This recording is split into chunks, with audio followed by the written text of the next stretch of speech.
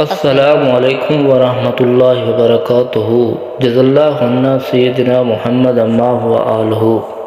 جن حضرات نے میرے چینل کو سبسکرائب نہیں کیا وہ چینل کو سبسکرائب کر دیں تاکہ ہر نئی آنے والی ویڈیو آپ تک جلد از جلد پہنچ سکے۔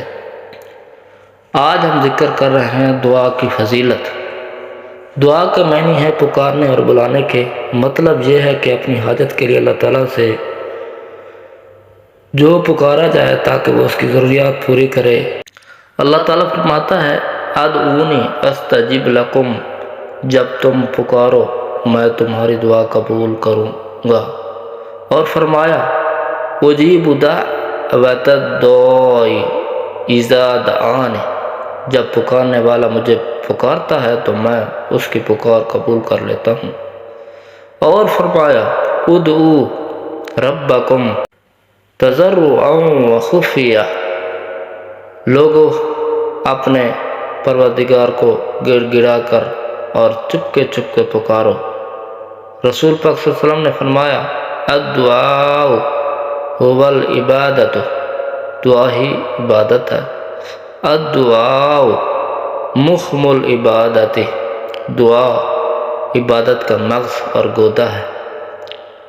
الدعاء سلاح المؤمن، دعا مومن کا ہتھیار ہے۔ اور فرمایا اللہ تعالیٰ کے نزدیک دعا سے زیادہ عزت والی کوئی چیز نہیں ہے، اور دعا تقدیر کو بھی پھیر دیتی ہے۔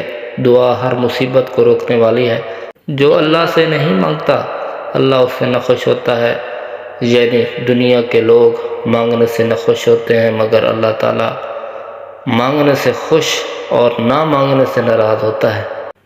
کہ کسی انسان سے اپنی حاجت مت مانگو، اس سے مانگو جس کے کرم و سخاوت کے دروازے ہر وقت کھلے رہتے ہیں، بند نہیں ہوتے۔ انسان اور اللہ تعالیٰ کے درمیان تو یہی فرق ہے۔ اگر اللہ سے مانگنا چھوڑ دے گو تو اللہ نہ خوش ہوگا، اور انسان سے جب مانگو گے تو نہ خوش ہو جائے گا۔ اور فرمایا کہ تمہارا رب بڑا ہی حیا و کرم والا ہے۔ جب کوئی بندہ دونوں ہاتھ اٹھا کر دعا کرتا اور مانگتا ہے تو اس کو خالی ہاتھ واپس کرتے شرم آتی ہے۔ اور فرماتے ہیں جس کے لیے دعا کے دروازے کھول دیے گئے ہیں، یعنی اس کو دعا کرنے کی توفیق دی گئی، تو اس کے لیے جنت اور قبولیت اور رحمت کے دروازے کھول دیے گئے ہیں۔ اور فرماتے ہیں کہ جس کو یہ بات اچھی طرح معلوم ہو کہ مصیبت اور پریشانی کے وقت اس کی دعا قبول کی جائے تو اس کو آرام و کشادگی اور فراخی کے وقت دعا کرتا رہے۔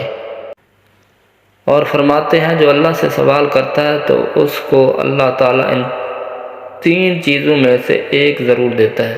یا تو چیز کو عطا کر دیتا ہے جس کو وہ مانگتا ہے، یا اس بہتر کی ہوئی چیز دیتا ہے، یا اس کے ذریعے سے کوئی بڑی آنے والی مصیبت کو دور کر دیتا ہے۔